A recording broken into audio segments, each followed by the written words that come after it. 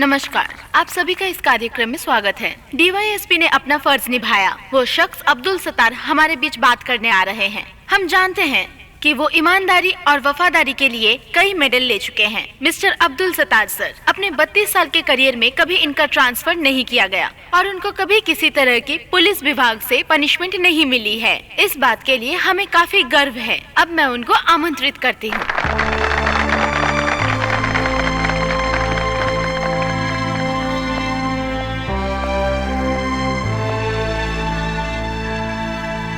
अपने बूट और सलाखों को छोड़कर आज मैं एक नया कदम रखने जा रहा हूँ।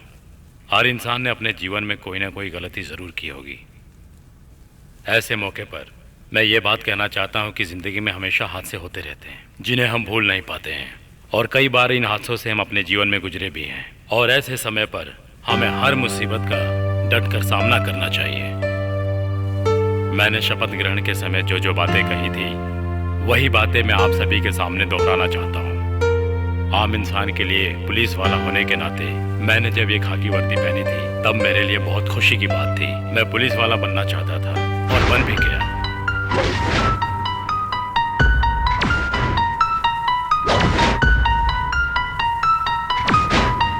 इसलिए मैं आज और हमेशा अपने आप पर गर्व करता रहूंगा। और मैं आप सभी लोगों से बस यही कहना चाहूंगा कि हमेशा अपने ऊपर पूरा भरोसा रखें। Thank you.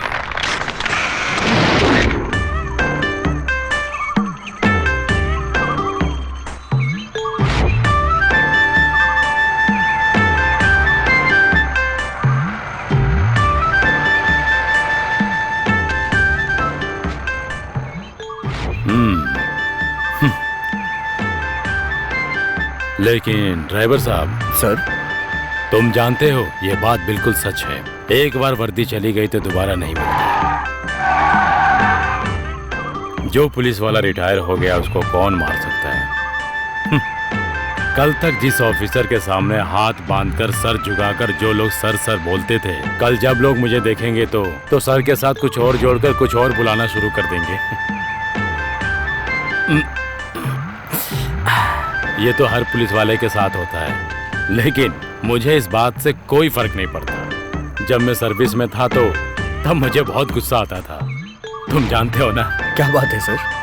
जिंदगी में ऐसी कई जिंदगियां हैं जो बेचारे बेवजह मेरे हाथों से मारे गए।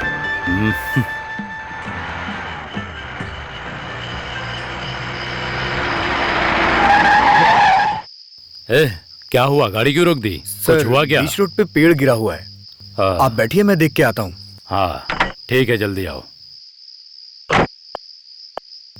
मदद के लिए भी कोई नहीं दिखाई दे रहा है। हाँ, क्या मुसीबत है ये। दिल के अरमासूं में बह गए।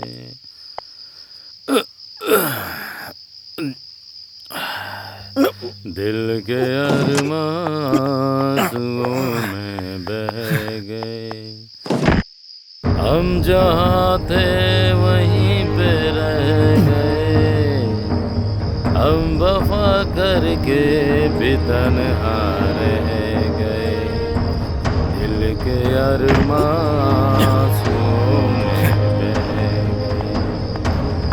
दिल के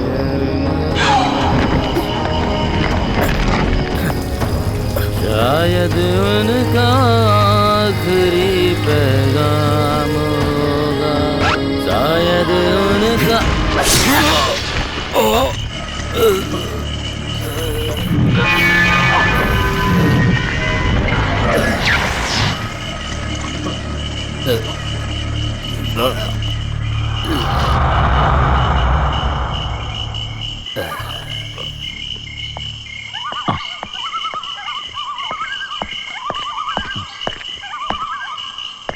सर,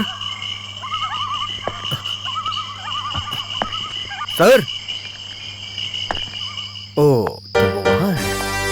सर, मैंने पेड़ हटा दिया है। आप चलिए सर। सर अभी तक पेशाब कर रहे हैं।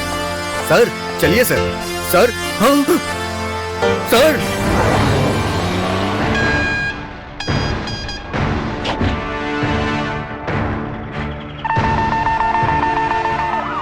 Mike 4, Tiger set calling, sir बोलिए सर। हाँ अरविंद सर आ रहे हैं, so be alert. Okay sir. Sir आ रहे हैं।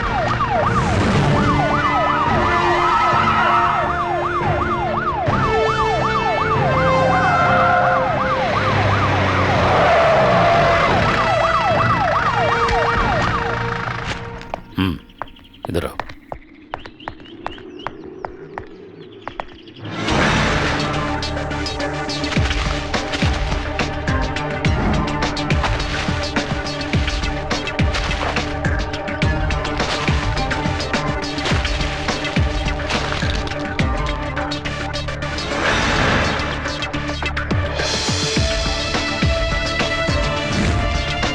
सर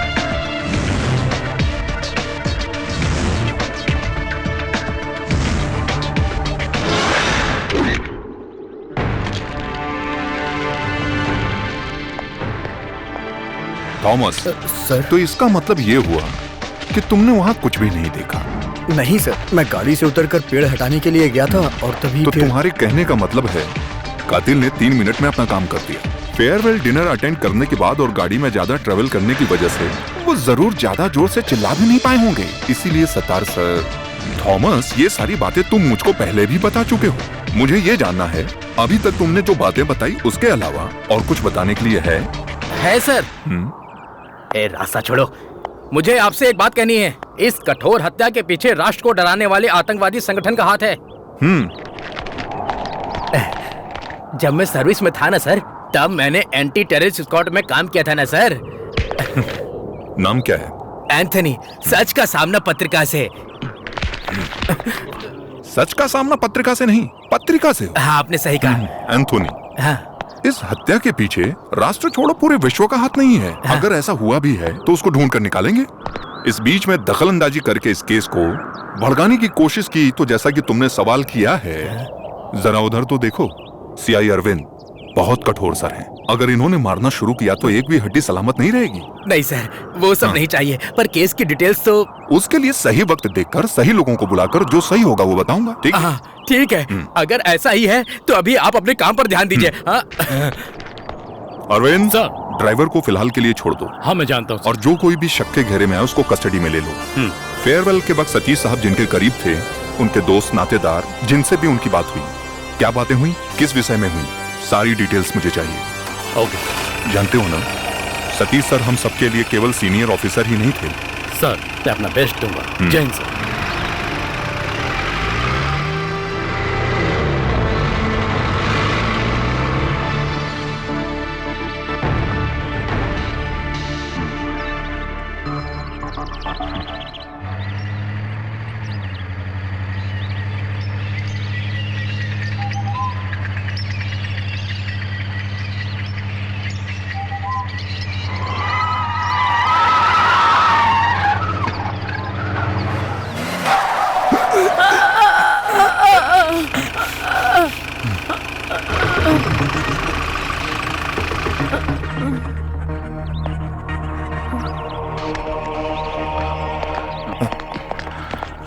आपको चोट तो नहीं लगी? नहीं, चलो अच्छी बात है। कुछ नहीं हुआ, मैं ठीक हूँ बेटा। कोई बात नहीं, ये लो।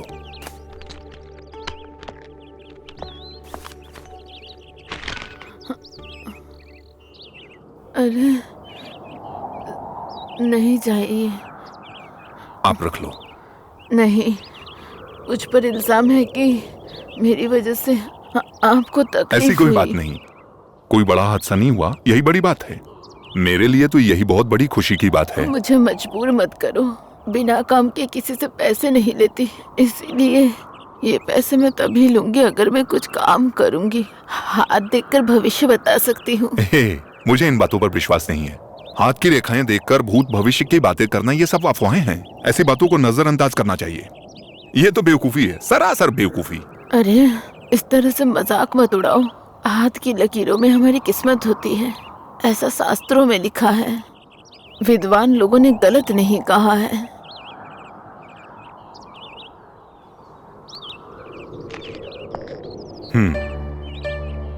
हे दुर्गा,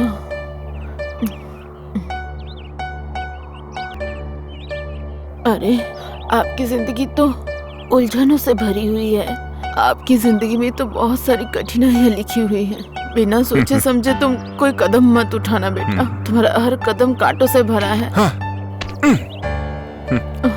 अपना ख्याल रखना बेटा।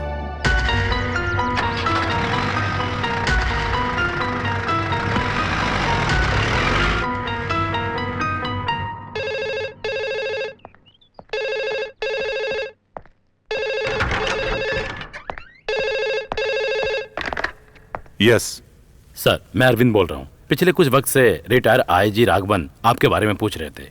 राघवन सर? जी सर। क्या बात है? जी वो तो पता नहीं, मुझे लगता है कुछ ना कुछ जरूर गड़बड़ है। मैंने उनकी आवाज से ऐसा महसूस किया है। वो डरे हुए थे।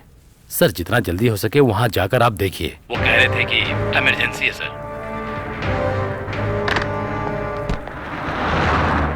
अभी आप लोगों के सामने आईजी नवीन सर आ रहे हैं। वो केस की तह तक पहुंचने में और काम को अलग तरीके से करने के लिए जाने जाते हैं और वो हम सबके प्रिय भी हैं।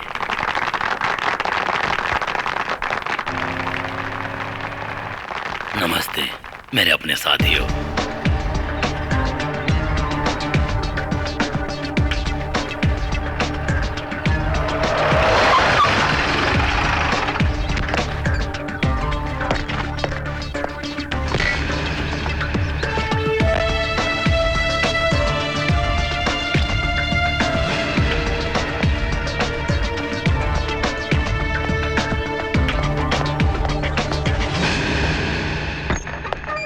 सर, राघवन सर,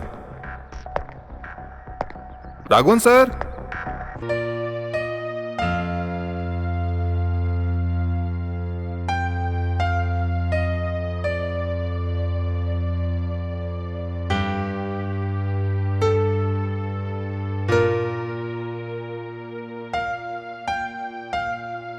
मीरा राघवन मेरी बेटी है।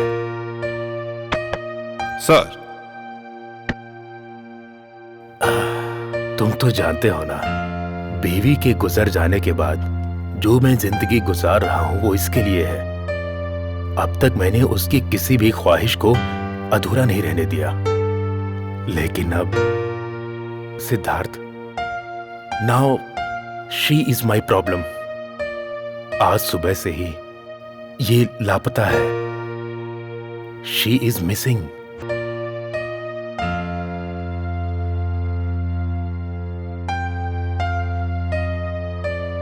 कुछ समय पहले एक अनजान शख्स ने मुझे फोन किया था।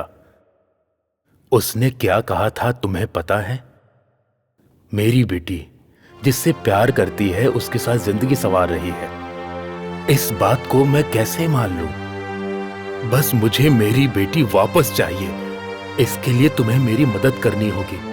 वो किसके साथ गई है और कहां गई है, ये सब तुम्हें पता करना है। उसके बारे में कुछ सुराग है क्या आपके पास? मैंने उसका रूम और सारा सामान चेक करके देख लिया, लेकिन कुछ भी नहीं मिला।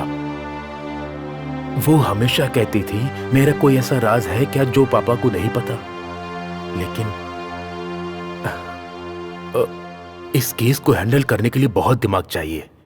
किसी को इस बारे में पता चल गया तो उसकी इज्जत नीलाम हो जाएगी। सर, आप शांत हो जाइए। किसी को कुछ पता नहीं चलेगा और मैं उसको ढूंढ कर यहां लाऊंगा। भरोसा रखिए। सतीश सर की हत्या के केस की तरह ही दूसरा केस भी इंपॉर्टेंट है, मीरा राघवन का केस।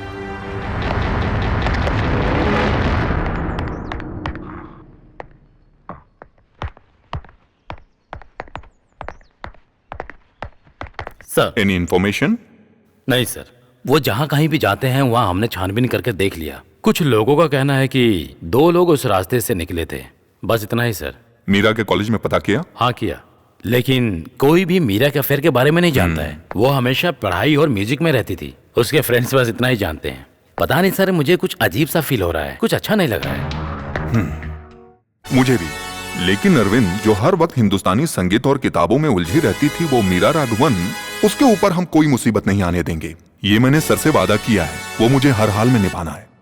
कई लोगों की जिंदगी के बारे में वो हत्यारा जरूर जानता होगा। कल सुबह होने से पहले हम दिन की शुरुआत के लिए सुप्रभात कहते हैं। ऐसा कुछ सुराग मिल जाए तो बात बन जाए। मेरा दिल ऐसा कह रहा है, ये होगा।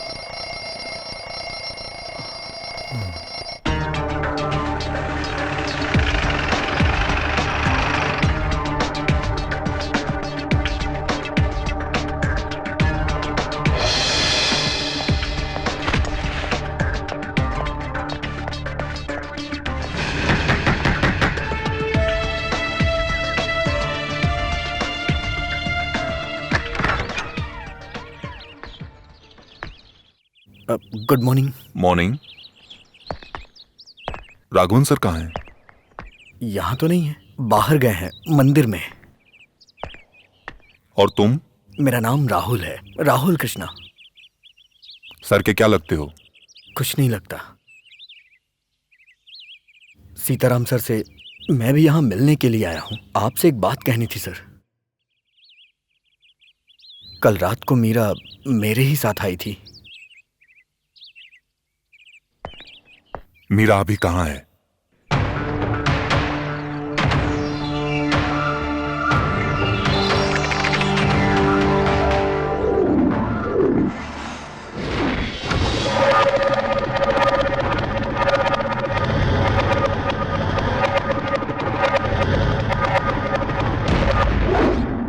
हर रोज की तरह उस रोज भी हड़ताल चल रही थी। उस दिन मैंने मीरा को पहली बार देखा था।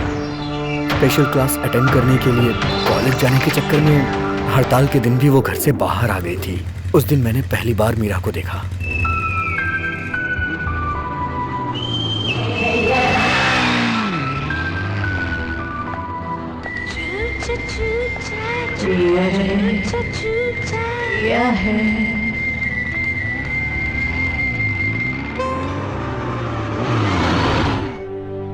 तो फिर ठीक है, मैंने जो कहा तुम वो समझ गए। आज हड़ताल है ये तो तुम जानते ही हो। आज के दिन अगर कोई लिफ्ट मांगता है तो खासकर मेरी जैसी लड़कियों को तो लिफ्ट देनी चाहिए। तुम कोई ब्रिटनी स्पीयर्स हो क्या? रिटायर्ड आईजी राघवन की बेटी को आज तक किसी ने छेड़ने की हिम्मत नहीं की है। टच करना तो दूर की बात। हाँ, वैसे आज हड़ताल है और मुझे कॉलेज जाना है, इसलिए मैं तुम्हें माफ कर देती हूँ, ठीक है ना? जल्दी चलो, 9:30 की क्लास है। चलो नीचे उतरो। क्या? मैंने कहा ना नीचे उतरो। रिटायर आईजी की बेटी हो तो अपने पैरों से चल के जाओगी तो ज्यादा अच्छा रहेगा। अरे रुको प्लीज, स्टॉप। मैं तो मजाक कर रही थी, सॉरी। स्टॉप।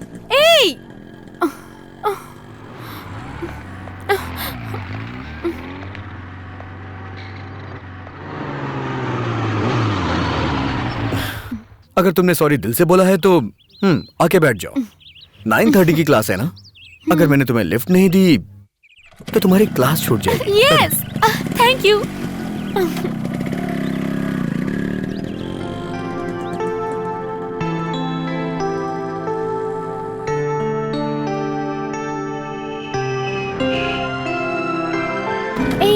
रुको रुको।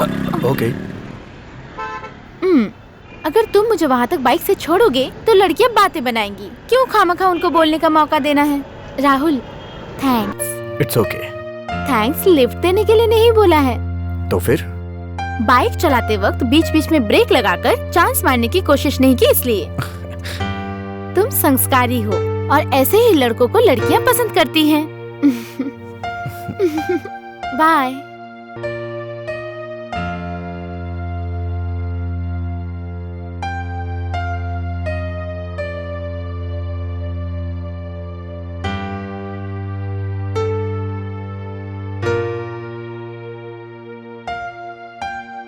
उस मुलाकात को प्यार में बदलने में ज्यादा समय नहीं लगा।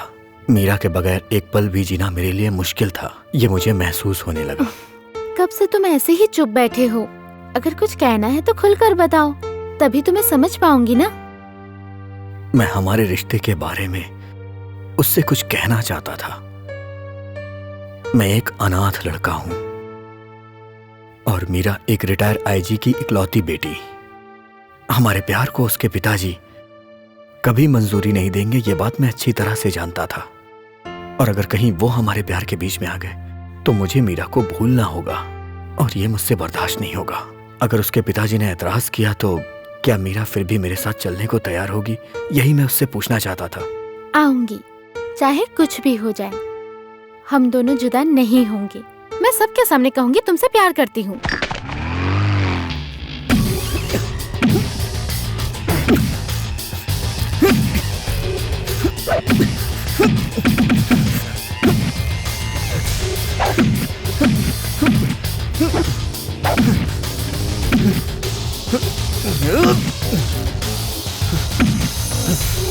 राहुल, आ गई तुम? मैंने तुम्हें यहाँ पे इसलिए बुलाया क्योंकि मैं तुम्हें सरप्राइज देना चाहता हूँ। कम ऑन, हम यहाँ से कहीं और चलते हैं। कहाँ? जिंदगी के सफर पे। हम दोनों शादी करने वाले हैं। I mean, court marriage. मैंने सारा इंतजाम भी कर लिया है। शादी होने के बाद जैसे कुछ हुआ ही नहीं ऐसा सोच के तुम घर चली जाना और मैं आश्रम चला जाऊंगा। कुछ महीने के बाद तुम्हारी पढ़ाई भी पूरी हो जाएगी। उसके बाद मैं तुम्हारे पिताजी से मिलने आऊंगा, उनसे तुम्हारा हाथ मांगूंगा। अगर उस दिन तुम्हारे पिताजी नहीं माने तो मैं सीना तान कर कहूंगा कि तुम मेरी बीवी हो, तब तो उन्हें मानना ही पड़ेगा। अगर कल कोर्ट मैरिज है तो आज जाने की हमें क्या जरूरत है? ऐसा नहीं हो सकता क्योंकि हमें यहाँ से काफी दूर जाकर कोर्ट मैरिज करनी होगी और अगर हमने यहाँ की तो तुम्हारे पिताजी को पता चल जाएगा। उसके बाद मुझे पुलिस वाले अरेस्ट करके जेल भेज देंगे। हमें और भी बहुत सारी बातें करनी है। यहाँ पे हमें तुम्हारे पिताजी का डर है, लेकिन वहां पे किसी का नहीं होगा। मैंने एक जगह भी देख रखी है, हॉलिडे होम। मीरा प्लीज तुम ना मत करना।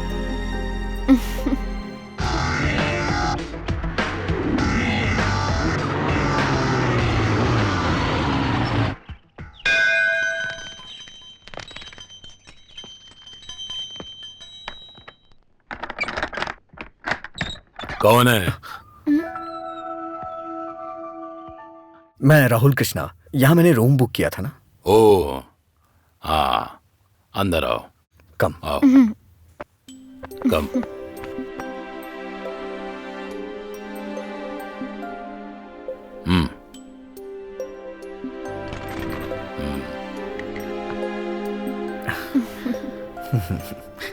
तो कैसा लगा? Not bad. ये लो। हाँ, थैंक यू। ये कमरा राहुल के लिए और वो कमरा तुम्हारे लिए। अरे हमें 2 रूम्स की जरूरत नहीं है, एक ही काफी है। ऐसा नहीं चलेगा। तुम्हारी शादी कल है ना? कल जब तुम्हारी शादी हो जाएगी तब तुम दोनों एक कमरे में रह सकते हो।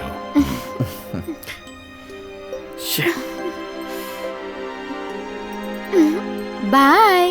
अब मीरा, सारा खेल ही बिगड़ गया। अंकल, आप इस होटल में अकेले रहते हैं क्या? वो क्या है, मैंने किसी को देखा नहीं इसलिए मैं पूछ रहा हूँ। मेरे पर्सनल मामले में कोई दखल अंदाजी दे वो मुझे पसंद नहीं है। सॉरी। हंसो मत।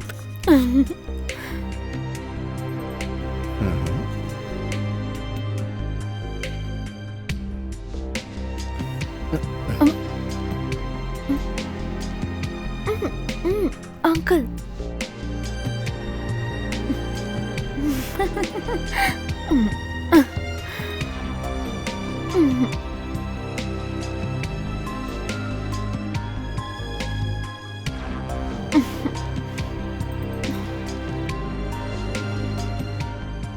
बेटा राहुल। जी अंकल। अपना पैर हटा लो। अब वो हाँ। नजर के सामने ही नहीं, नजर के पीछे भी अपने आप को संभालना पड़ता है। असली मर्द वही होता है। तुम ज्यादा हंसो मत। ये आदमी फर्स्टेड है। इसकी शादी नहीं हुई ना, इसलिए फर्स्टेड है। हाँ, मेरी शादी हो चुकी है। और सुनो, शादी करना कोई तीर मारने जैसा काम नहीं है। तुम भी जान जाओगे जब तुम्हारी कल शादी हो जाएगी। राहुल, पूरी रात जाकर बात करने का हमारा प्लान था ना, ऐसा होगा क्या? ये बुढ़ा राजी होगा क्या? इसको राजी करने की क्या जरूरत है? तुम देखती जाओ, सब कुछ हमारे प्लान के हिसाब से होगा और मैं करके दिखाऊंगा।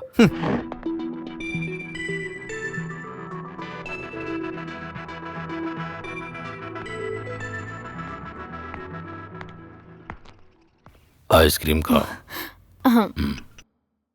अगर वो वापस नहीं आएगा तो अच्छा रहेगा, है ना? वो लड़का इतना अच्छा नहीं है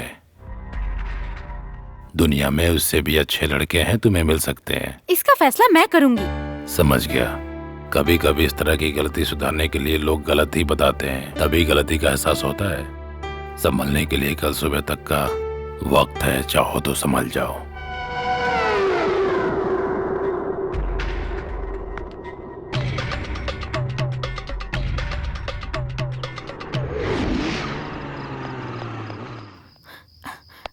कहाँ थे अब तक राहुल तुम? हे, इधर आओ। ये देखो, ये क्या है? Pills, sleeping pills. ये सब किस लिए? हम दोनों के फ्रस्ट्रेशन को निकालने के लिए। इसको लेने के बाद बुड्ढा सो जाएगा, उसके बाद उसकी आंख कल सुबह ही खुलेगी। की जरूरत? धीरे बोलो। अगर कोई मुसीबत हो गई ऐसा तो? कुछ भी नहीं होगा, मैं सब संभाल लूंगा। तुम आराम से। तुम वापस आ गए क्या? हाँ, जरा इधर आओ। हाँ, मैं तो बस एक स्टडी कॉल करने गया था, अभी आया हूँ। क्या हुआ अंकल? मुझे तुमसे एक जरूरी बात करनी है। जो बातें दिल के अंदर हो उससे कह देना ही अच्छा होता है, समझ गए ना? क्या बात है? अरे तुम्हें बीबी बनाने के लिए कोई और लड़की नहीं मिली क्या? तुम्हारी बीबी बनने के लायक नहीं है मीरा। Mind your words. अरे गुस्सा मत करो, गलती सुधारने के लिए अभी वक्त है। सुबह तक का समय है तुम्हारे पास। क्या हुआ? क्या बात है राहुल? इन्होंने क्या कहा? नहीं, वो पूछ रहे थे कि रात को खाने में चपाती चाहिए या चावल। तुमने क्या कहा? चपाती चलेगी। बस इतना ही क्या? अरे सेहत के लिए चावल अच्छा होता है, बोलने से नहीं पता चलता है क्या? चलो।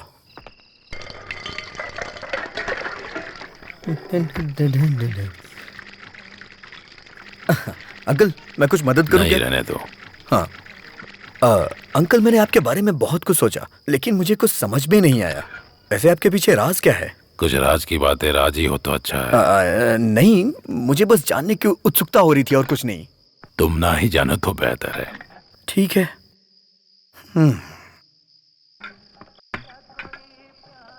अंकल, ये पपीता ले लेता हूं मैं। सोने से पहले पपीते का जूस बहुत अच्छा होता है।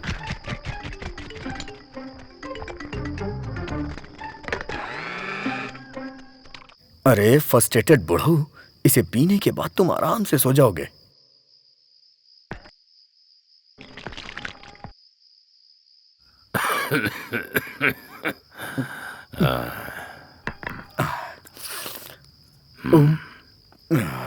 अंकल?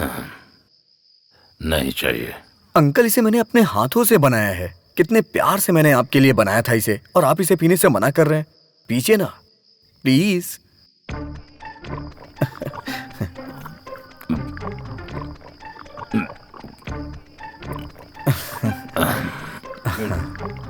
अच्छा है ना अंकल?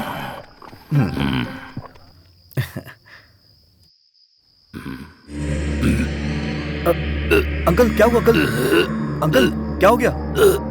अंकल चलिए चलिए। अंकल आराम से। Thank God. Good night, good night, good night. अपने पैरों को लंबा करके आराम से सो जाइए। टाटा।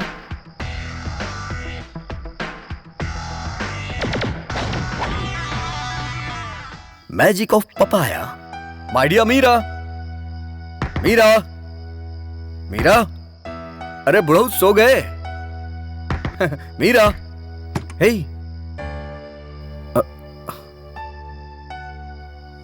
मीरा, मीरा।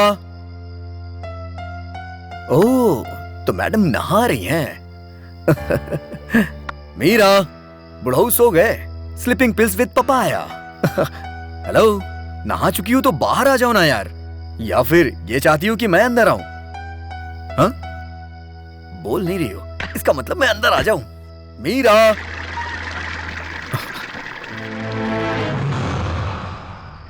कहां चली गई है?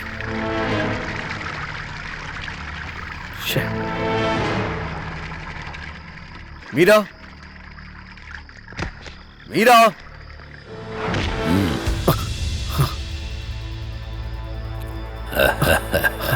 Sleeping pills with papaya.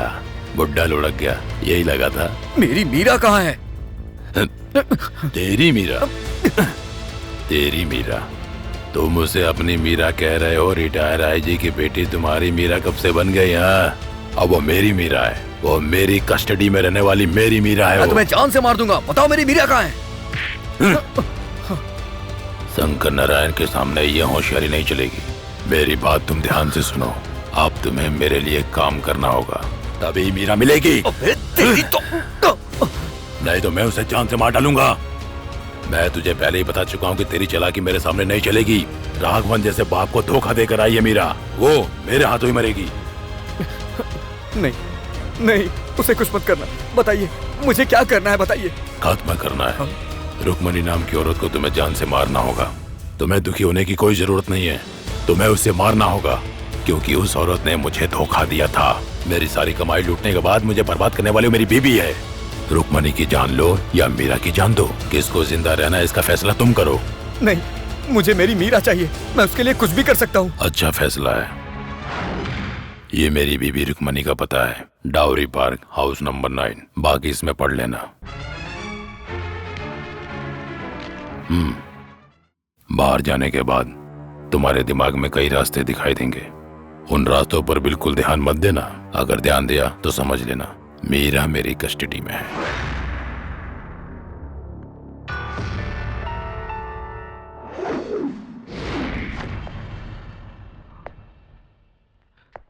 Shankar Narayan ने रुक्मणी देवी को मारने के लिए मुझे भेजा, लेकिन मुझमें किसी को भी मारने की हिम्मत नहीं है। लेकिन मेरी मीरा, सब मेरी वजह से हुआ है। मैं खुद को कभी माफ नहीं कर पाऊंगा। मैं इसके हल निकालने के बारे में सोच रहा था, तो मैंने ये सोचा कि मैं ये सारी बातें आईजी सर को बता दूं, और मैंने उन्हें सब बता दिया। मेरी बातें सुनकर वो मंदिर में मन्नत मांगने गए हैं। इन सब में अब भगवान क्या कर सकता है सर? हमें मीरा को बचाना होगा। मुझे आपकी मदद की जरूरत है सर, नहीं तो वो मीरा को मार डालेगा।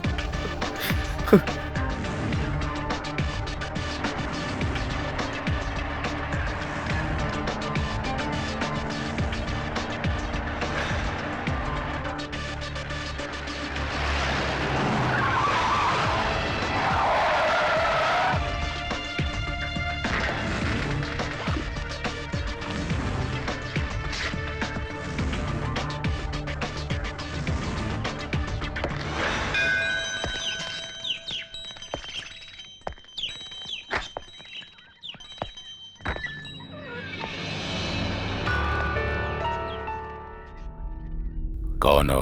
क्या चाहिए? कमरा चाहिए। यहाँ कोई कमरा खाली नहीं है।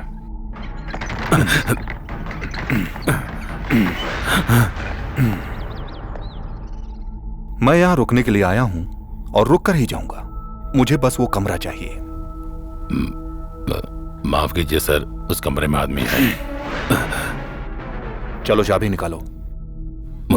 मुझे कुछ मत करिए सर, मैं चाबी देता हूँ।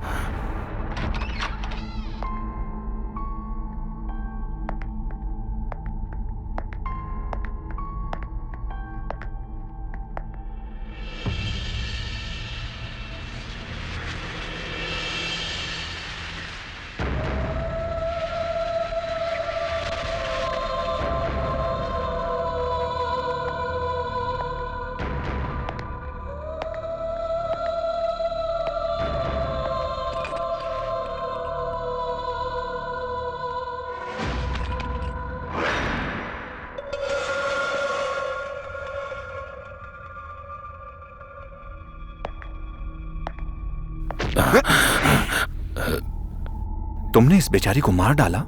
नहीं सर, मैंने इसको नहीं मारा सर। मैं सब कुछ पता करके ही यहाँ पर आया हूँ। यहाँ पर जो कुछ भी हुआ है वो राहुल ने मुझे बता दिया है।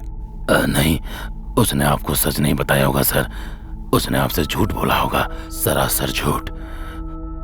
आप मेरी बात समझने की कोशिश कीजिए सर। सच क्या है मैं आपको बताता हूँ सर। जीने के लिए जब मेरे पास कोई रास्ता नहीं था, तब मैंने इस गेस्ट हाउस को बनाने का फैसला किया था। यहाँ पर अक्सर जितने भी टूरिस्ट आते हैं मौज मस्ती के लिए आते हैं, वो एक दिन रहकर चले जाते हैं। लेकिन जब ये दोनों आए थे तब इनमें ऐसी कोई चीज नहीं थी। उस लड़के को देखकर मुझे कुछ गड़बड़ लगा। यहाँ लोग शांति के लिए आते हैं या फिर अपने दिल की इच्छा को पूरी करने के लिए आते हैं?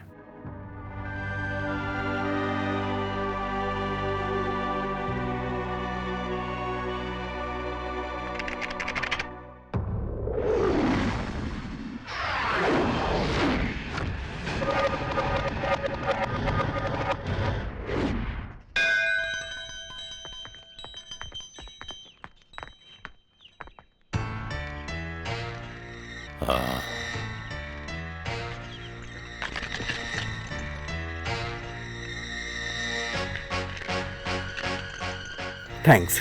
वो रूम है। चलो। तुमने एक ही रूम बुक किया क्या? हाँ, काफी नहीं है क्या? नहीं, हम साथ में एक रूम में तब रहेंगे जब हमारी शादी हो जाएगी। तब तक तुम अपने कमरे में और मैं अपने कमरे में। Okay uncle? मुझे दूसरा रूम चाहिए। हाँ देता हूँ ना, ये लो तुम्हारा वो कमरा है, ठीक है? Thank you uncle, bye. आपने उसे चाबी क्यों दी? मैंने उसे कुछ प्लान करके यहाँ बुलाया था ना। सारा खेल बिगाड़ दिया आपने। सॉरी। हाँ, सॉरी। सॉरी।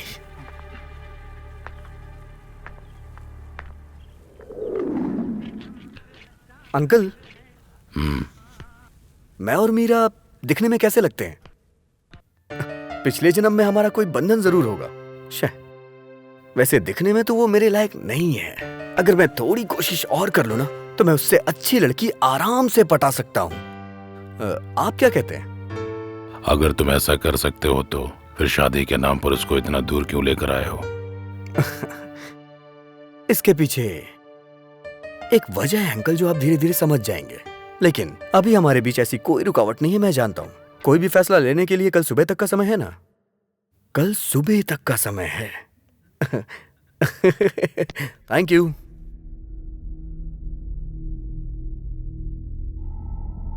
हाँ मीरा, मैं थोड़ी देर में आता हूँ। हाँ, कितने समय से एक दूसरे को जानते हो तुम लोग? सिर्फ 2 महीने की मुलाकात है, लेकिन ऐसा लगता है कि जैसे हमारा जन्मों जन्मों का रिश्ता है। आपको भी ऐसा ही लगता है ना? वैसे अंकल, हम लोग यहाँ पर आए हैं, ये बात किसी को मत बताइएगा। अगर मेरे पिताजी को इस बारे में पता चल गया तो सारी मेहनत बेकार हो जाएगी। मैं किसी को नहीं बताऊंगा। ये राज में राज ही रखना चाहता हूँ। विश्वास कर अपने अंकल पर। हाँ?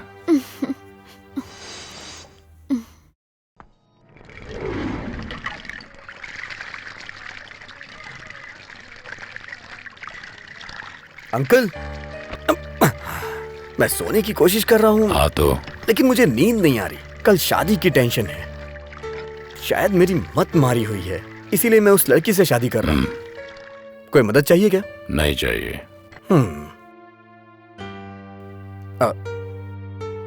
अंकल, ये पपीता ले जाऊं क्या? रात में सोने से पहले पपीते का जूस पीना चाहिए। मुझे उसके बर्ताव से उस पर शक होने लगा था। पपीते के जूस में मुझे सुलाने के लिए नींद की गोलियां मिला रहा था वो। और फिर मैंने भी उसका प्लान पता करने के लिए ठान लिया था कि आखिर ये सब वो किस लिए कर रहा है।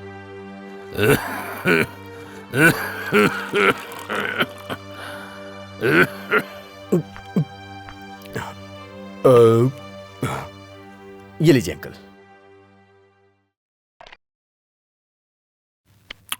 शक्कर बहुत कम है। मुझे मीठा बहुत पसंद है, वो चाहे जूस हो या फिर जिंदगी। हाँ, मीठा होना जरूरी है। हाँ।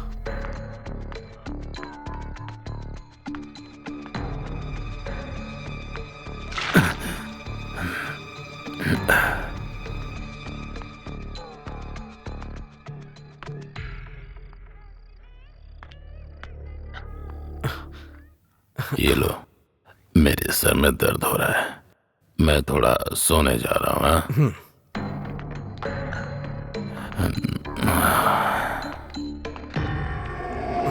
यस।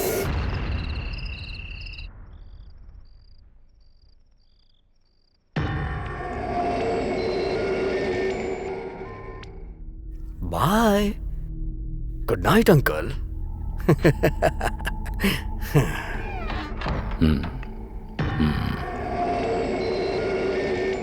टरडम पम। हाय मीरा। बुढ़ा सो गया पता है? अरे कितना परेशान करता है यार वो। और पता है क्या कह रहा था? मेरी तुम्हारी जोड़ी बिल्कुल नहीं जमती है। तो फिर तुमने क्या कहा? सही तो कह रहा था वो। मैंने उससे कह दिया तुम मेरे लायक नहीं हो। क्यों? सही कहा ना मैंने? आज की रात हम एक जश्न की तरह मनाएंगे और कल सुबह हम यहाँ से वापस चले जाएंगे। लेकिन तुमने तो ऐसा नहीं कहा था। ये शादी वादी की झंझट मैं नहीं पालता। जिसकी शादी नहीं हुई रहती है उसके लिए मैं एक रात का पति बन जाता हूँ। और हम दोनों के बीच भी यही रिश्ता होना चाहिए। Come on, come on darling, come on. छोड़ो मुझे, राहुल। छोड़ो मुझे, छोड़ो। इतना परेशान क्यों कर रही हो? राहुल, छोड़ दो राहुल, छोड़ दो इसको। कहाँ से आ गया?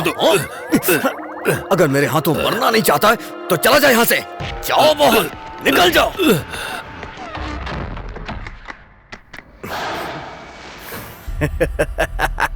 राहुल प्लीज, राहुल, प्लीज मुझे छोड़ दो। राहुल, इस बच्ची के साथ ऐसा मत करो। दरवाजा खोलो राहुल, दरवाजा खोलो, खोलो, खोलो राहुल, राहुल।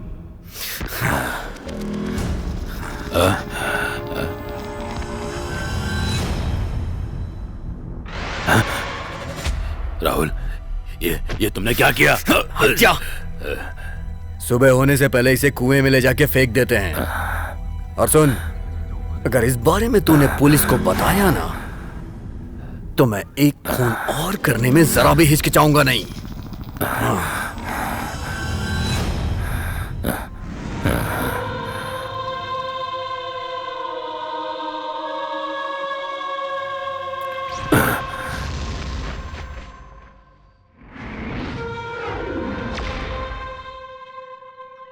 अगर उसका सामना करने के लिए मेरे साथ अगर कोई होता तो आज वो लड़की जिंदा होती।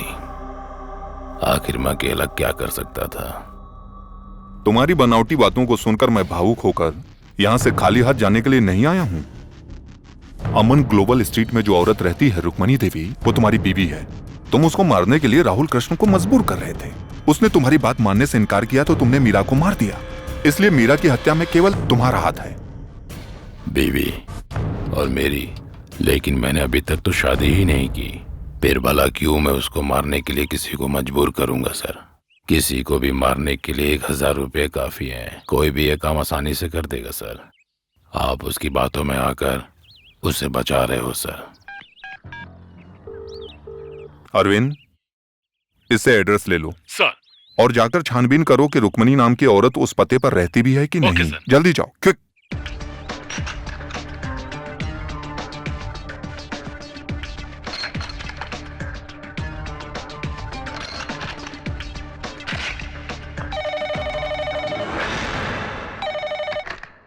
सर, अरविंद बोल रहा हूँ। यस अरविंद, पता चला?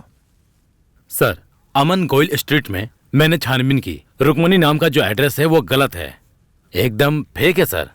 हमें कोई उलझा रहा है sir. Okay.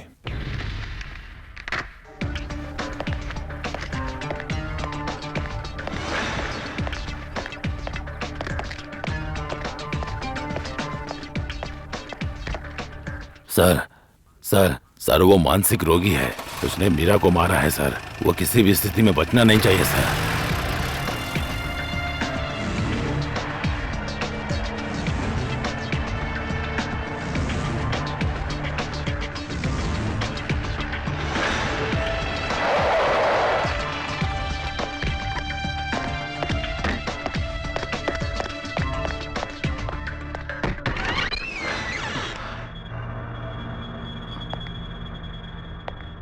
Rahul,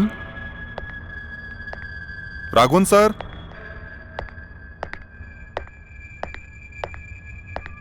Raghavan sir.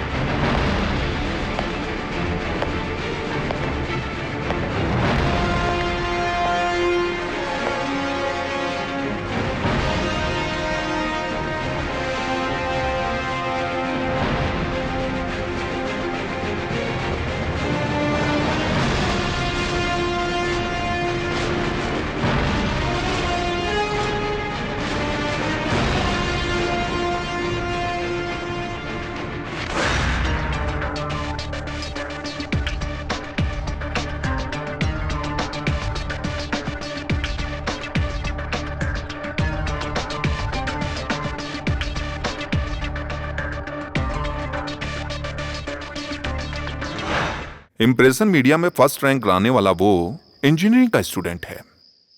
इतने दिनों तक वो यहीं पर था, जहां कोई किसी को सहारा नहीं देता, यहां उसे प्यार और सहारा दोनों मिला। फिर इसका दिल इतना कठोर कैसे हुआ कि वो किसी की जान ही ले लेगा? अगर आज की बात करें तो आशिक को उसका प्यार ना मिलने पर इस तरह के बहुत से हादसे होते हैं सर। लेकिन इस केस में मीरा और राहुल एक दूसरे से प्यार करते थे, और इतना ही नहीं, दोनों अपनी मर्जी से गेस्ट हाउस में गए थे सर। वही तो, शंकर नारायण के मुताबिक राहुल मीरा को ना पसंद करता था और ना प्यार। उसने ये सोचा होगा कि कोर्ट मैरिज करके पूरी जिंदगी उसके साथ रहना होगा, और ये भी सोचा होगा कि मीरा से अच्छी लड़की भी उसे मिल सकती है। इस तरीके की बात सोचकर वो बुरी तरीके से परेशान हो गया होगा। फिर उसने रास्ता चुना मीरा की हत्या करने का, और यही सोचकर उसने मीरा को मारा होगा। मीरा के इस केस को थोड़ी देर के लिए साइड में रखने तो उसे राघवन सर को मारने की क्या जरूरत थी, और वो भी घर के अंदर घुसकर। जैसा कि शंकर नारायण ने बताया था कि वो मानसिक रोगी है, शायद यही वजह हो सकती है। मैं इस पर विश्वास नहीं करता, क्योंकि हत्या और उसकी जगह दोनों आपस में, मेरे हिसाब से आपस में मिल नहीं खा रहे। दोनों हत्याओं के पीछे तीसरी कोई मजबूत वजह है। वो क्या वजह हो सकती है सर? वही तो हमें तलाश करना है। इसके लिए ये हमारे हाथ लगना चाहिए। मीरा जिसे अपनी जान से ज्यादा प्यार करती थी, वो वहशी कातिल Rahul Krishna, the most wanted.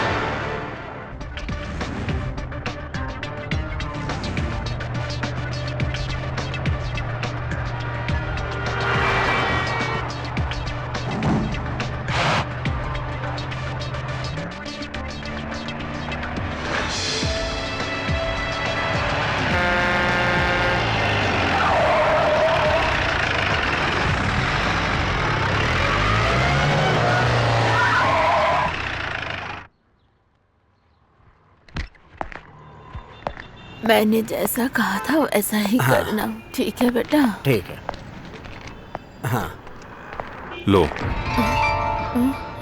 अरे लेकिन तुम तो इन पर विश्वास नहीं करते, आज क्या हो गया? एक मुसीबत है, मुझे लग रहा है। अच्छा बताओ, मेरे हाथ की रेखाएं भविष्य के बारे में क्या कहती हैं? हे भगवान, अच्छा देखती हूँ। तुम पर सवाल उठ रहे हैं।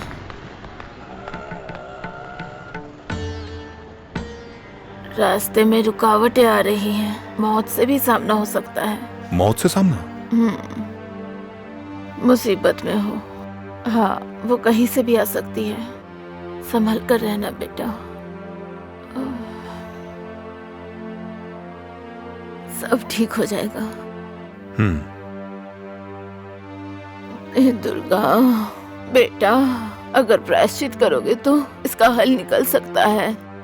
नहीं चाहिए, मुझे अपने ऊपर पूरा भरोसा है। कल भी और आज भी किसी भी मुसीबत से बच के निकलने के लिए हमारा शरीर ही काफी है। शरीर ही सामना करेगा और हल भी निकालेगा।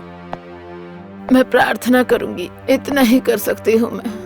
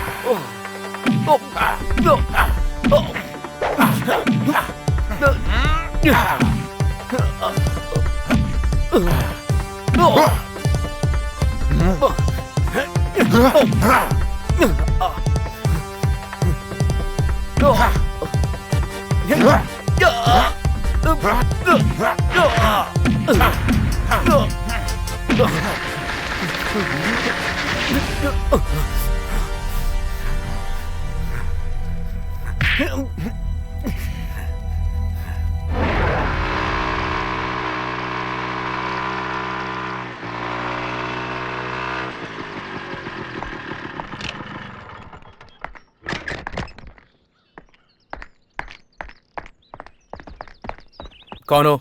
किससे मिलना है? मुझे अर्जेंटली एसपी सर हाँ से हेलो मिलना है। जी, गेस्ट हाउस ही है। एसपी साहब से मिलकर नहीं, मुझे इस जरूर हादसे के बात बारे में करनी मीडिया को कोई है। न्यूज़ नहीं देना, ऐसा बड़े साहब ने कहा है। मिलने दीजिए प्लीज। नहीं, ऐसा करने से मुसीबत बढ़ सकती है। अगर आपको इस केस के बारे में डिटेल चाहिए तो सिद्धार्थ सर से बात करो। मुझे एक बार मिलने दीजिए सर अंदर बिजी, आपसे नहीं मिल सकते। कांस्टेबल, कौन है ये? पता नहीं सर, कौन है ये? क्या चाहिए? आई एम सोफिया, हाँ। सोफिया हसन। क्या हुआ?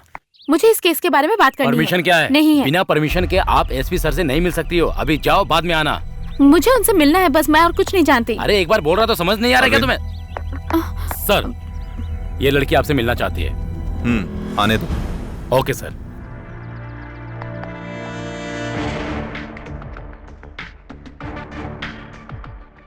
क्या बात है सोफिया, परेशान क्यों हो? राहुल कृष्णा ने कोई गलती नहीं की है सर। वो किसी का खून नहीं कर सकता। मैं उसे बचपन से जानती हूँ, हम दोनों ने साथ में पढ़ाई की है। आप मेरी बात का यकीन कीजिए। अच्छा, तो इसी वजह से उसने कल रात को सर को जान से मारने की कोशिश की थी? इतना ही नहीं, उसने सारा गुनाह भी कबूल कर लिया है। कबूल कर लिया? हाँ। मुझे बिल्कुल भी यकीन नहीं है। इसमें जरूर कोई ना कोई गड़बड़ है सर। राहुल को बचा लीजिए सर, वो बेगुनाह है।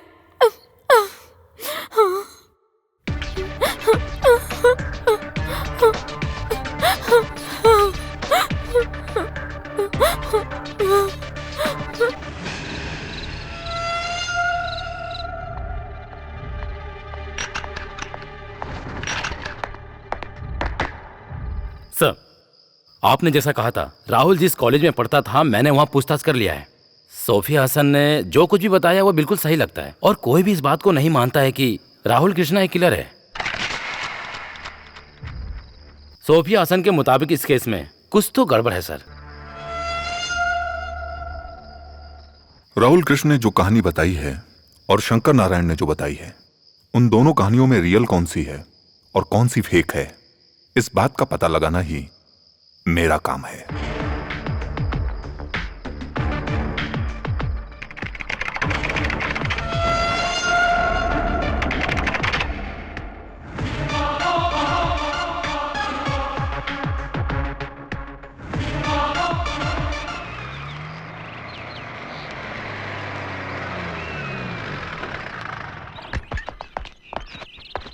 सर मुजरिम मिला क्या?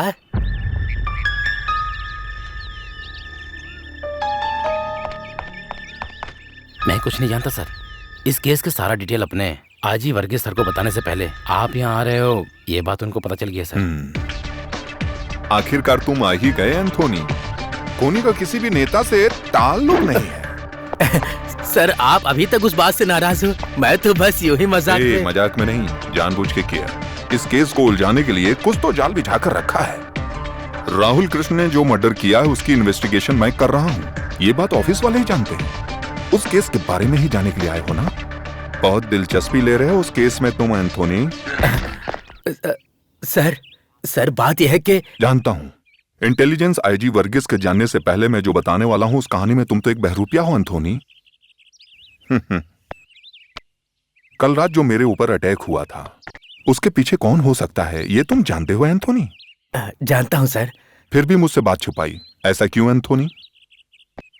कोई बात नहीं, मैं तुम्हारी मानसिकता को अच्छी तरीके से समझता हूं। अगर तुम्हारी जगह पर मैं होता तो यही करता। तुम जा सकते हो।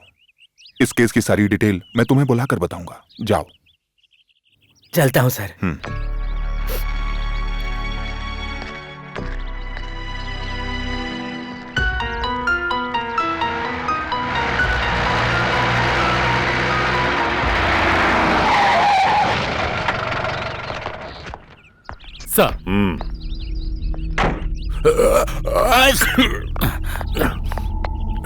Morning sir. तुम ये सब अच्छा कर लेते हो। इस जगह के अलावा कोई और जगह पसंद नहीं आई? कितनी धूल है यहाँ पर। माफ कीजिएगा सर। राघवन और मीरा को कैसे मारा गया है इस केस में बहुत बड़ा किरदार निभाने वाला है ये घर। इस बात की इंपॉर्टेंस को समझकर ही मैंने आपको यहाँ पर बुलाने का कष्ट किया है। प्लीज। ओके।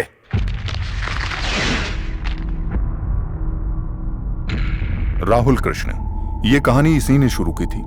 अनाथ आश्रम में रहने वाले इस राहुल की जिंदगी में आखिर क्या हुआ था वो सब इसमें लिखा है।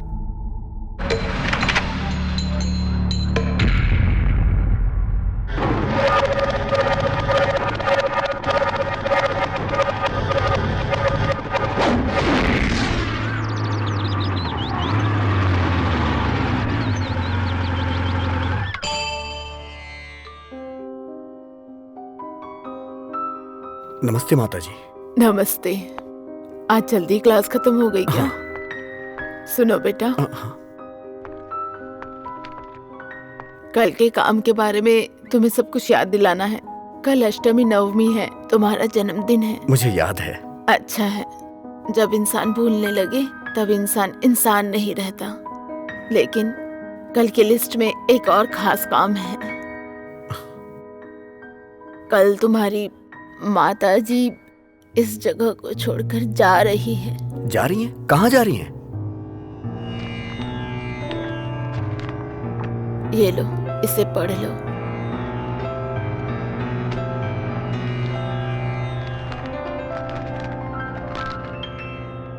प्रिय माता जी, कल अष्टमी और नवमी दोनों हैं। कल ही के दिन मैंने अपने बेटे को आपके हाथों में सौंपा था। अब तो कई साल गुजर चुके हैं, शायद ही हमारे बीच ऐसा वक्त आए। कल फिर से वही दिन है। मेरी एक इच्छा है, अब राहुल को हमारे साथ आके रहना चाहिए। मैं सारी बातें बता के उसे अपने पास बुलाना चाहती हूँ। माता जी, खुशी खुशी उसे आप मेरे पास भेज दीजिए। पहले जब तुम मेरे पास आए थे उस वक्त भी तुम्हारे हाथ में ऐसा ही एक खत था। जब भी उनकी मर्जी हो तुम्हें जाना होगा, ये उस खत में लिखा था। अब वो दूसरा खत भी आ गया। तुम्हें जाना होगा राहुल। सब कुछ ठीक हो, मैं प्रार्थना करूंगी।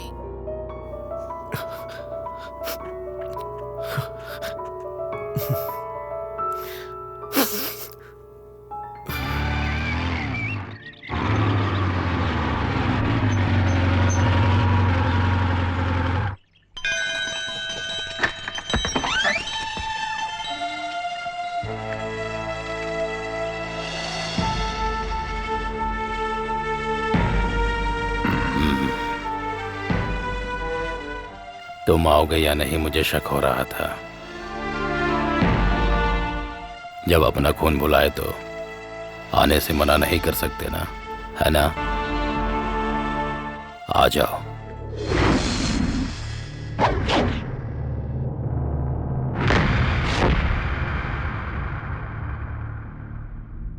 इस बूट को पहचानते हो? तुम्हारे बाप का था। उसके होने के बावजूद तुम्हें सालों तक एक अनाथ की तरह जीना पड़ा। तुम्हारे उन्हीं सवालों का जवाब है ये। तुम्हें उनके बारे में सब कुछ जानना होगा। तुम्हारे और तुम्हारे बाप के बीच में ऐसा क्या हुआ था?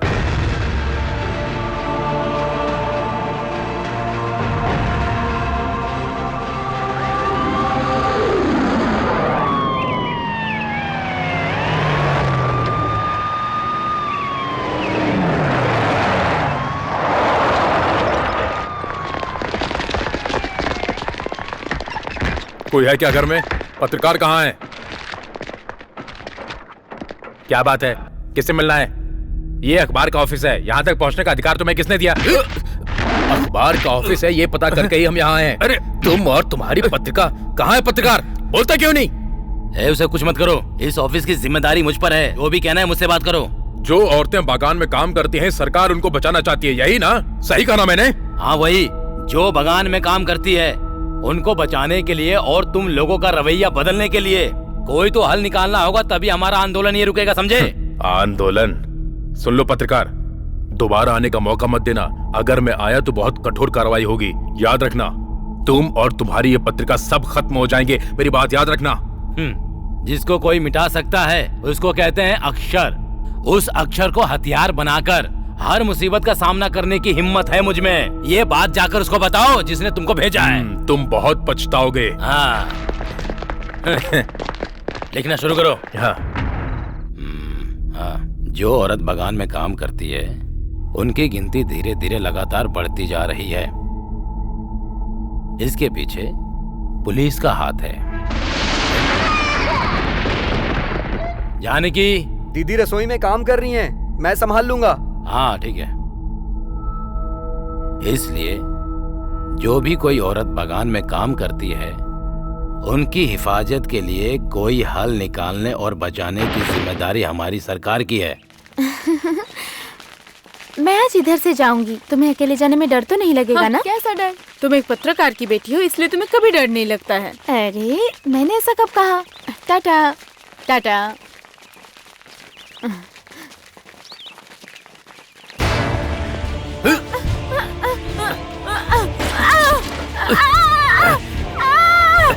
चल छोड़ो। अरे गायत्री, छोड़ो इसे, छोड़ो। अरे अरे ऐसा मत करो। आप बहुत लिखता है ना? चल। अरे छोड़ो, प्लीज प्लीज उसे छोड़ दो। छोड़ो गायत्री।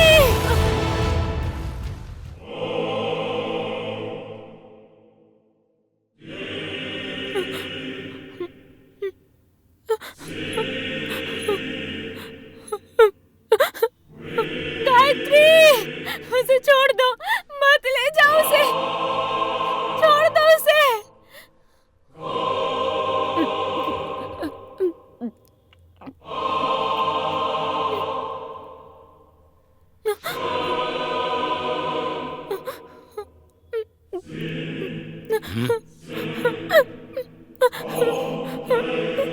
भाई छोड़ दो ये सब, हमें ये सब क्यों करना है? पता नहीं अब क्या होगा।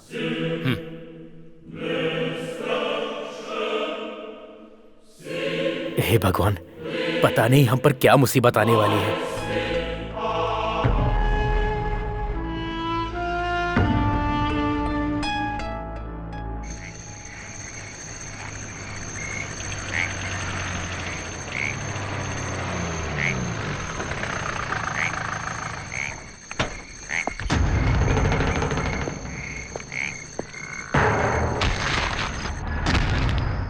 किसी को इस बारे में कुछ पता नहीं चलना चाहिए, इसलिए रिपोर्टर्स को यहाँ पर बुलाया है।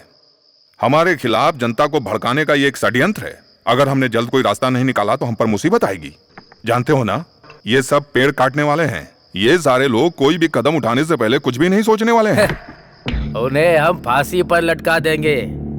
अगर उसकी बात सुनकर वो पुलिस स्टेशन आए ना तो वहां से जिंदा बचकर नहीं जाएगा, चाहे कोई हो। सही कहा ना थॉमस? पत्ती से बनी चाय में अगर थोड़ा सा रम मिलाकर और साथ में जवान लड़की, पहाड़ियों के ठंडा मौसम, क्या मस्त कॉम्बिनेशन होगा। करेक्ट। तुमने सही कहा।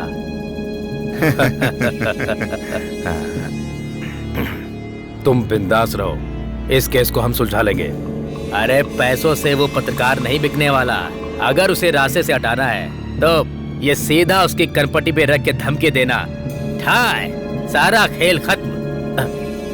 आज ही जाकर खत्म कर देते हैं, अभी नहीं। हर काम के लिए एक सही समय होता है राघवन जी। उस पत्रकार का समय भगवान को तय करने दो।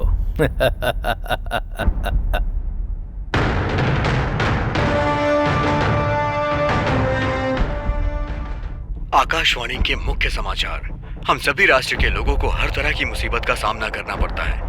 भारत और पाकिस्तान के बीच तनाव बढ़ता ही जा रहा है। दोनों देशों के बीच जो शांति प्रस्ताव रखा गया था, इस तनाव के चलते उसे रद्द कर दिया गया है। दोनों देशों के बीच युद्ध होने की संभावना है, ऐसा देश के बड़े बड़े नेताओं का कहना है। राष्ट्रपति द्वारा लिखित किताब में धारा 352 को समझाया गया है। उसके बारे में अपोजिशन पार्टी का कहना है कि इस कानूनी धारा में कोई कमी है और इस विवाद को लेते हुए देश के बड़े बड़े नेताओं के बीच इस मुद्दे पर बहस जारी है। अब देखना यह है कि दोनों देशों के बीच युद्ध होता है या नहीं।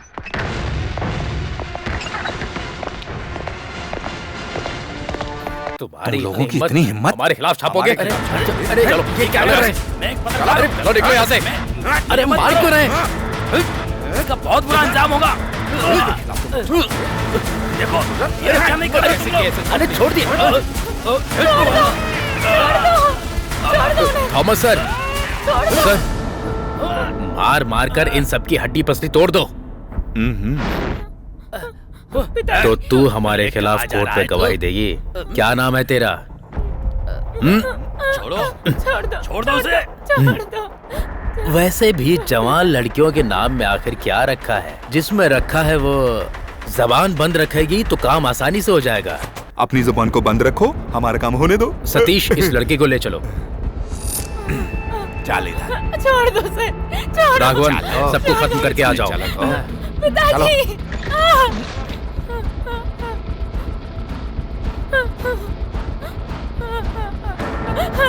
बचाओ। अरे चल, चल, अरे चल। छोड़ दो मुझे, छोड़ो,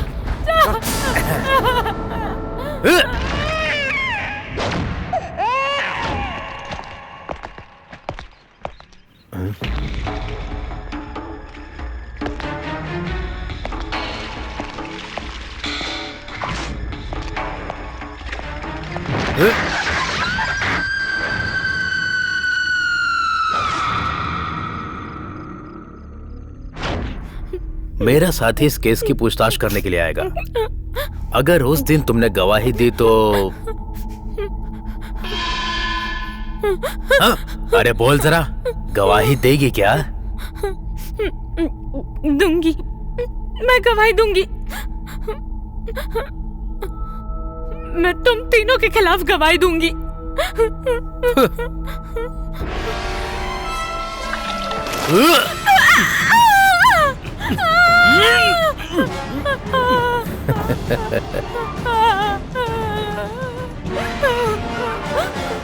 तेरी इतनी हिम्मत? हाँ, मेरे पापा को कुछ मत करो, कुछ मत करो मेरे पापा। अरे तुम्हारे पिताजी को वो कुछ नहीं करेंगे, लेकिन जब तुम कोर्ट में जाओगी तो हमारे खिलाफ गवाही नहीं दोगी, नहीं दोगी ना? ये गधा कभी सुधरने वाला नहीं। पिताजी, पिताजी।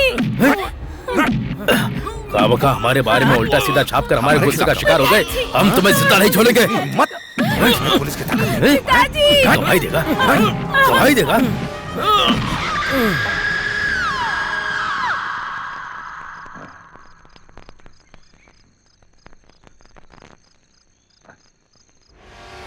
हमारे बीच में जो आएगा उसका यही हाल होगा। हाँ हाँ, यही हाल होगा।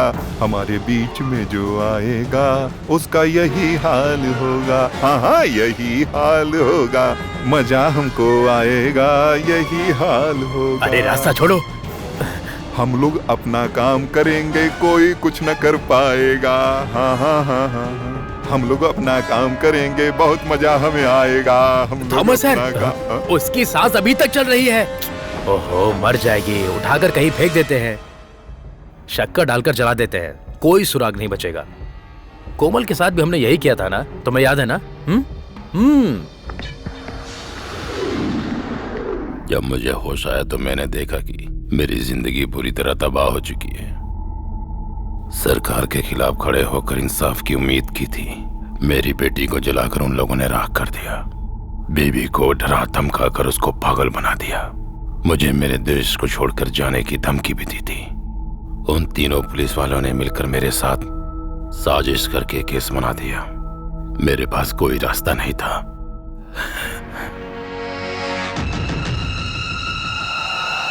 कोई पुख्ता सबूत न होने की वजह से वो लोग कोर्ट से बच गए थे।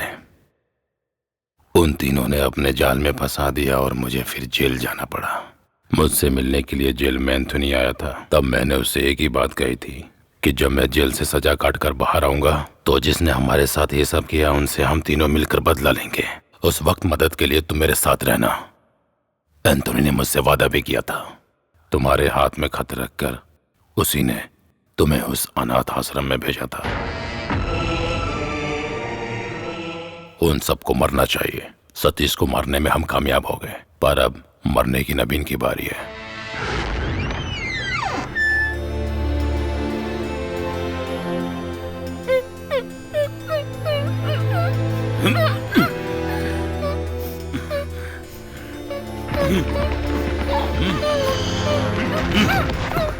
कौन है ये नवीन की बेटी है। लात मारो इसे, इसके चेहरे पे लात मारो तुम।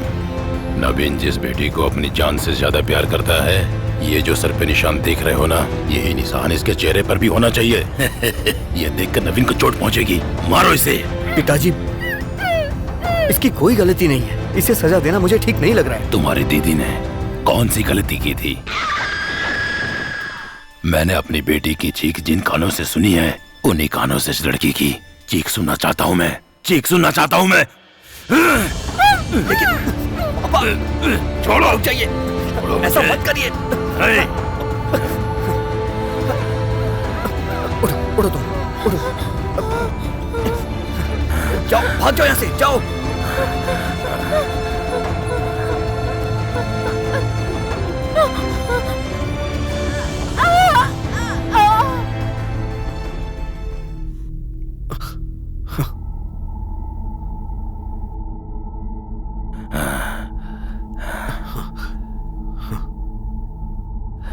देख लिया, उसने जान बचाने की कोशिश की, लेकिन अपनी ही गलती से अपनी जान गंवा बैठी।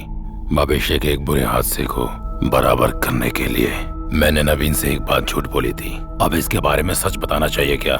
इस खबर को उसको बताना चाहिए। जैसे ही इसकी खबर उसको मिलेगी वो हिल जाएगा। मैंने बदला लेने के लिए बहुत इंतजार किया। पिताजी, अब आईजी से बदला आप नहीं,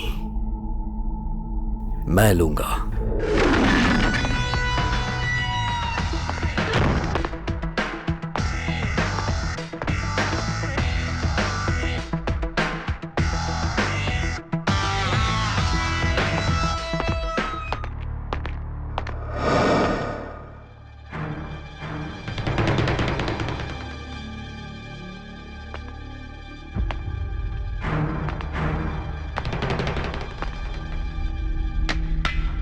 कौन है?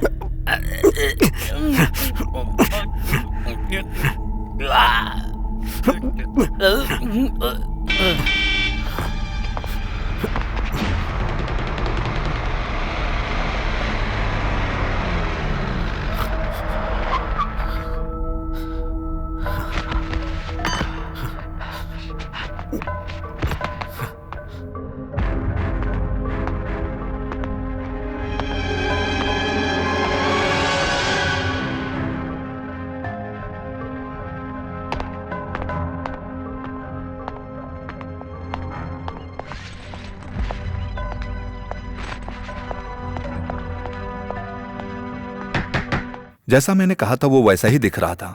मीरा को वो अपने साथ लेकर गया था। राघवन के घर में वो गुड मॉर्निंग कहकर मेरा वेलकम कर रहा था।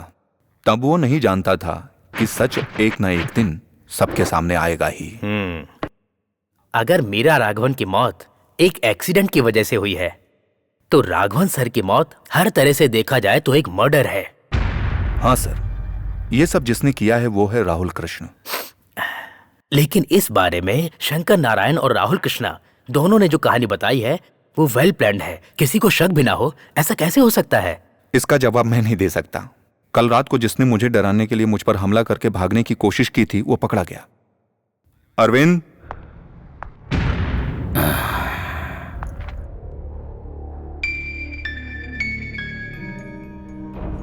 बताओ कैसे तुम दोनों बाप बेटे ने मिलकर इस कहानी को यकीन करने लायक बनाया है? राघवर और नवीन के घर से जैसे ही एसपी बाहर आए थे, मेरे बेटे ने मुझे खबर कर दी थी। एसपी से बचने के लिए मैंने एक और कहानी तैयार की ताकि मैं बच सकूं, लेकिन आप बहुत होशियार निकले। मेरे बेटे ने जो पहला हमला किया था, उसके बाद मैंने जो हमला किया उसमें आप बच गए और मेरा प्लान फेल हो गया। इस केस को आपने सॉल्व कर दिया, लेकिन ये मत समझना कि सब कुछ यहीं पर खत्म हो गया। मेरा बेटा अभी भी बाहर है। मेरा अपना खून वो किसी को नहीं छोड़ेगा। आप उस थॉमस की मौत को नहीं रोक सकते मिस्टर सिद्धार्थ, उसे मरना ही होगा। Take him. मेरे और मेरे परिवार का सर्वनाश किया है उसने। मेरी बेटी को मार डाला, मेरी जिंदगी को तबाह कर दिया। उसको मरना होगा। अगर आपके अंदर जमीर है तो उसकी मौत के बीच में मत आओ, मत आना, मत आना।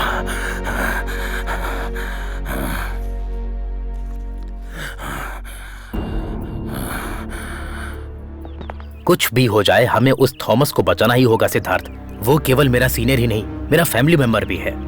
सर, जिनकी मौत हुई है अब्दुल, सतीश और राघवन सर, वो हमारे सीनियर थे सर। लेकिन अपने पोजीशन का गलत फायदा उठाकर सरकारी वर्दी में रहकर जो भी गलत काम उन्होंने किया है उसको ध्यान में रखते हुए अभी जो मेरा माइंड कहता है, अगर मैं पुलिस के नजरिए को छोड़कर आम आदमी के नजरिए से देखूं तो मेरे हिसाब से मीरा को छोड़कर बाकी सभी इस केस में सजा के हकदार हैं सर। आप जिसको बचाने की बात कर रहे हैं थॉमस सेबास्टिन, वो भी सजा का हकदार है सर। तुम्हारी भावनाओं को मैं समझ सकता हूँ, लेकिन हमारे भी कुछ फर्ज होते हैं सिद्धार्थ। राहुल कृष्णा को अरेस्ट करना होगा। It is not a request, it's an order.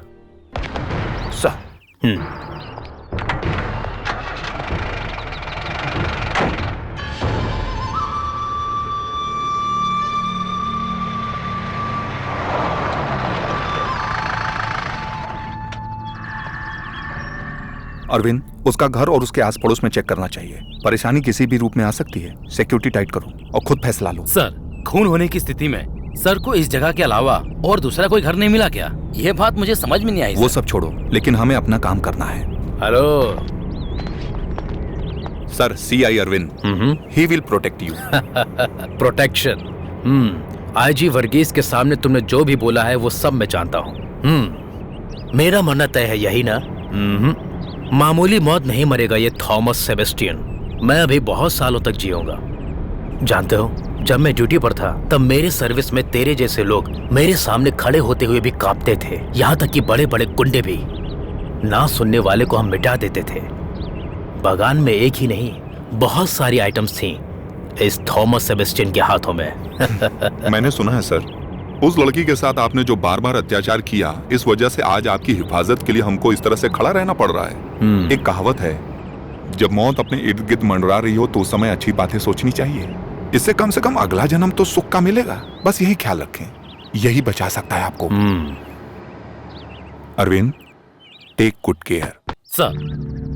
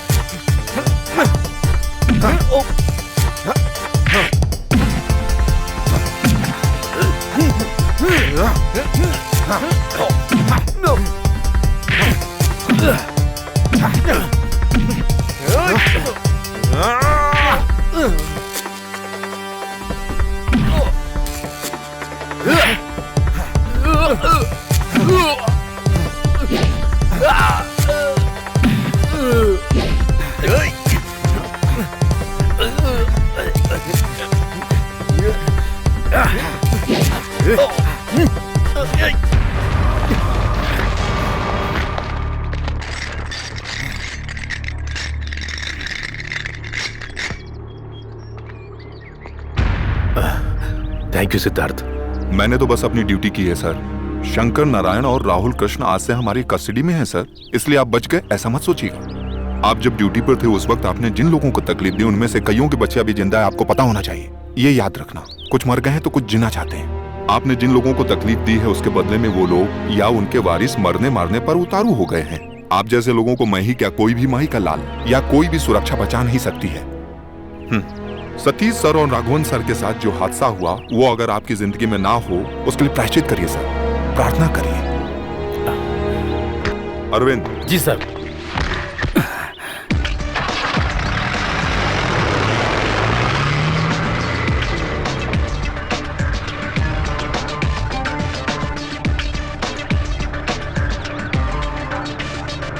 Stop. क्या हुआ सर? उस पेपर को दो। हाँ।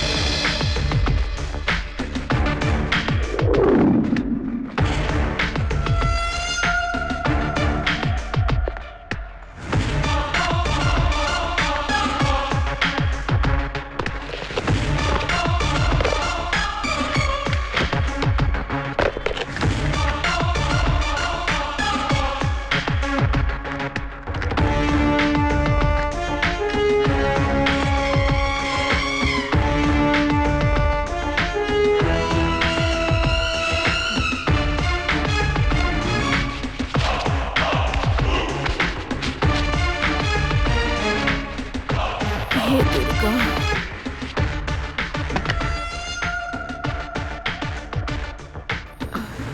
नहीं, अब कोई मुसीबत नहीं है। पर ये है,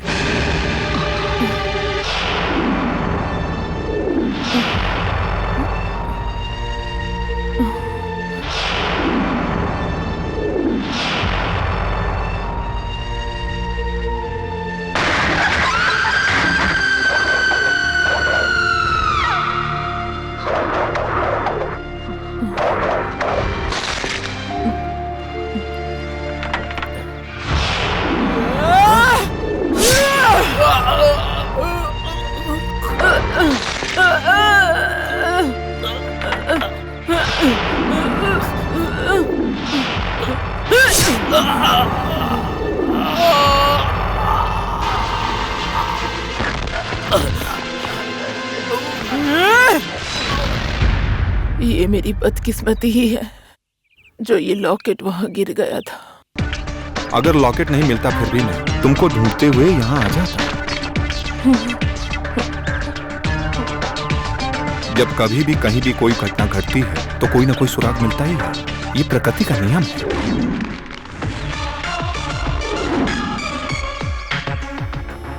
उस दिन मैंने राहुल की आंखों में ऐसे ही प्रायश्चित के आंसू देखे थे। आज तुम्हारी आंखों में वही प्रायश्चित के आंसू मुझे दिखाई दे रहे हैं। उस दिन से लेकर आज तक मैं एक मां के दर्द को समझ सकता हूं। हमारे देश में सबूत की कमी के चलते कई ऐसे केसों पर मिट्टी जम चुकी है। एडीजीपी थॉमस सेबास्टियन का केस भी उन्हीं में से एक था।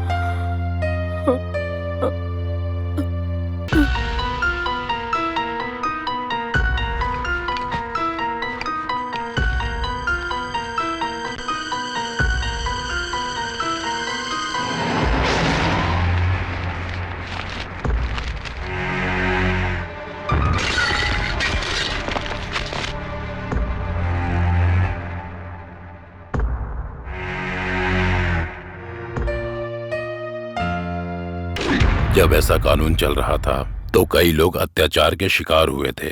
अपनी इज्जत और जिंदगी को खोने वाले लोग उन औरतों के आंसुओं के सामने कुछ भी नहीं है।